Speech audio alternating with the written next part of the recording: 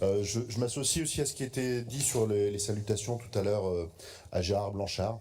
Voilà, je tenais à le remercier aussi. Je remercie aussi Sandrine Derville pour le travail de commission qui a été fait. Très lourd puisqu'on a eu beaucoup de réunions, commission extraordinaire notamment, mais aussi très riche. De bons temps d'échange, donc j'y associe aussi les services évidemment qui ont accompagné pour tout ce travail. Alors je vais aller directement à l'essentiel. Sur ce budget, notre plus grande inquiétude, ou au moins interrogation devant ce budget, porte sur une équation à résoudre. L'équation à résoudre, elle est triple, en tout cas elle a trois données. Équation entre le maintien du niveau de service public de notre collectivité dans ses compétences, le soutien aux acteurs du territoire qui font vivre nos politiques sur les territoires, et la maîtrise des finances publiques. Et là, le bas blesse parce qu'on a un risque énorme de dégradation du ratio, c'était maintes fois évoqué, du ratio de désendettement, qui est une boussole pour l'avenir, même si je rejoins Nicolas qui disait tout à l'heure que c'était pas le seul instrument, il n'empêche qu'il est important. Comment concilier baisse des recettes de fonctionnement avec un maintien du niveau de service par une épargne faible finalement, c'est le résultat en tout cas qu'on a. Celle-ci va nécessiter donc le recours à l'emprunt pour l'investissement, c'est toute la mécanique que Sandrine a montré à travers les tableaux, qui même si elle est moindre et en rétraction, va alourdir la charge de dette pour compenser cette épargne faible. Même si le niveau d'emprunt reste raisonnable, notamment au regard des années précédentes, on peut craindre largement une détérioration de notre capacité de désendettement. Elle est la grande faiblesse de ce budget, outre les coups de rabot, je vais y revenir un petit peu plus loin. Donc une faiblesse pour le moyen long terme en tout cas, et qui fasse que nos difficultés aujourd'hui conjoncturelles ne deviennent à terme structurelles.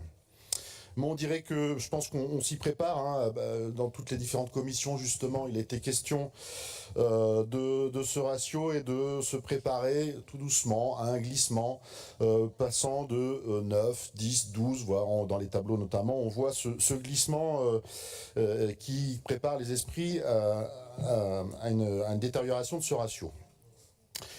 PLF ou pas, quelles que soient ces évolutions, réelles ou potentielles, la barre dans ce budget en tout cas garde le même cap. Il n'y a pas de révolution ni même de transformation sur le fond, juste des raccommodages sur la forme, en marge. Globalement, un budget où vous passez des coups de rabot, il faut le dire, ça a déjà été signalé tout à l'heure, plus ou moins appuyés. Alors certains domaines sont relativement préservés, il faut aussi dire les choses lorsqu'elles sont bien, et il faut dire qu'il fera meilleur certainement à vivre en Nouvelle-Aquitaine que dans d'autres régions aux restrictions plus sévères. Je pense notamment en particulier au domaine de la culture, mis à part en investissement sur l'aménagement dans ce secteur, et il faut le souligner, c'est à votre crédit, nous vous en félicitons. Mais d'autres domaines verront des coups de rabot beaucoup plus sévèrement, l'environnement en particulier, le tissu associatif par ailleurs. Le Césaire pointe également ces points dans son avis et s'en inquiétude donc que nous partageons. Voire 15% au moins de ces budgets amputés, c'est selon vous un moindre mal et gage de mise en confiance et stabilité, les acteurs apprécieront, mais c'est le risque de fragiliser des domaines essentiels dans les enjeux qu'ils portent, la biodiversité notamment, aussi relevée par le Césaire, et entre autres, mais aussi sur le volet économique, qui représente aussi ces structures, qui risquent d'être largement détériorées par un effet domino au regard également de ce que feront les autres collectivités, départements en particulier. Les textes de présentation du budget sont flatteurs, les tableaux généraux aussi, mais lorsque l'on regarde dans le détail des chiffres, c'est plus inquiétant, plus grave, notamment pour les transports par exemple, aucun coup de rabot sur les aéroports par rapport à 2024, mais sur les travaux de régénération de lignes, c'est un peu plus la catastrophe, aucune étude financée alors que c'est le préalable aux travaux, et on ne parle plus de sauver notre réseau, on reporte les achats de rames, et bien sûr, là, alors que le plan de financement n'est pas bouclé, aucune pause dans GPSO.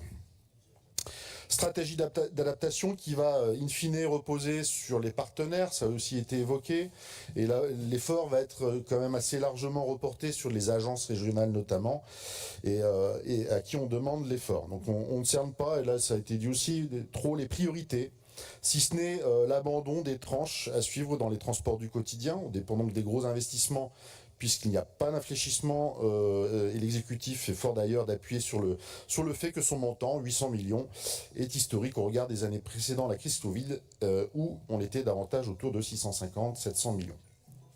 C'est donc un budget de rétractation, en diminution notable, en fonctionnement comme en investissement, et je sais que c'est aussi un regret pour vous, Président, mais ce n'est pas de votre fait entièrement, puisque nous savons qu'il s'agit des ponctions de l'État, comme je viens de l'évoquer, puis ça a été dit à maintes reprises.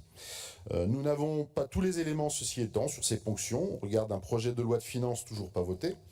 Vous avez donc fait le parti pris, et vous l'avez redit à plusieurs reprises, de prendre pour base le PLF prévu par le gouvernement Barnier. Ce choix peut être discuté, il l'a été assez largement, sur certains plans, notamment les recettes, où nous vous proposerons, à travers nos amendements, de revisiter le volet recettes, notamment sur le FCTVA, sur les fonds de réserve, etc. Et qui permettrait le maintien ou l'amélioration de certaines lignes budgétaires. Il y a, il est vrai, une problématique de contexte actuel, mais rares sont les budgets qui ne sont pas construits dans un contexte particulier, et on l'a vu avec le Covid, avec des épisodes récurrents et les guerres qui se succèdent, etc. Et j'appuyais l'an passé sur les contraintes exogènes notamment. Celles-ci ne font qu'être plus compliquées d'année en année, et pourtant aucune remise en cause à l'échelon suprême où on détricote, on libéralise plutôt que réformer pour mettre l'action publique au centre du jeu. Entre changement climatique et les crises environnementales, crises sanitaires, crises économiques, sociales, les guerres que j'ai évoquées, etc., les budgets à venir seront dans des contextes particuliers. Il nous faut nous préparer à cela. Je disais aussi l'an passé, l'État roule pour lui-même, ou des jeux de pouvoir, nous ne pouvons que le constater de budget en budget et le regretter. Et bien désormais on sait que l'État ne roule plus du tout, ou presque. La plus grande incertitude et instabilité se trouve de ce côté-ci.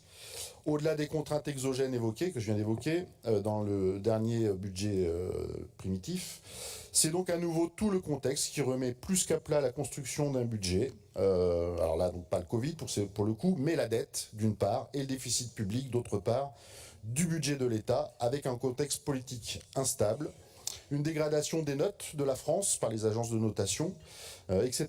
Bref, le fruit d'une politique depuis 7 ans d'Emmanuel Macron, de logique libérale en faveur des plus riches, etc., etc. Rien qui ne soit, comme certains essaient de nous le faire croire, le fruit de la malchance ou du Covid. D'autres pays autour de nous ont fait bien mieux. Et c'est bien d'un modèle qui ne fonctionne pas, ou plutôt si, un modèle qui fonctionne bien pour les très riches, au détriment de tous les autres et du collectif, surtout la Maison France en l'occurrence. Pour notre budget, tout va reposer sur des budgets rectificatifs ou supplémentaires. Ça interroge aussi là-dessus, je pense qu'il faut qu'on soit vigilant, même si vous n'aurez pas forcément le choix, puisque en termes démocratiques, c'est quand même pas l'idéal, en termes de visibilité non plus, et puis ça laisse une pression quand même sur le dos de tous nos partenaires qui sont dans l'expectative, le pire même, voire pour certains, la peur. Alors je ne jette pas l'opprobre, hein, ce n'est hélas pas propre à notre collectivité, mais ça n'en reste pas moins inquiétant, et donc soyons vigilants sur ce point. Enfin, je terminerai là-dessus, il n'y a pas 36 solutions pour en même temps préserver les services publics dont nous sommes porteurs, rassurer et épauler nos associations et structures partenaires qui ont la double peine d'avoir des coups de rabot de partout, de devoir rembourser bien souvent des prêts garantis de l'État, on est dans ces phases-là aussi pour eux, etc. Donc il va y avoir de la casse, et le risque d'un cercle vicieux se mettant en place avec la récession en bout, le chômage de masse en retour, tout ça avec les compliments de ceux qui nous donnent des leçons d'économie, hein, vous l'avez dit aussi tout à l'heure, et pourtant on continue, on ressort même du placard une nouvelle génération. Le nouveau monde, paraît-il, celui des années 70-80 et le modernisme incarné. Je pense évidemment à celui que tout le monde attendait, notre Premier ministre. Feront-ils avec de nouvelles méthodes? Bon, j'en doute. Les mêmes méthodes produisent en général les mêmes résultats. Voilà, nous allons vous faire des propositions concrètes pour répondre en tout cas à tout ce que j'ai pu évoquer, pour amortir encore plus le choc. Nos amendements qui vous seront présentés sont là pour ça. Je vous remercie de votre attention.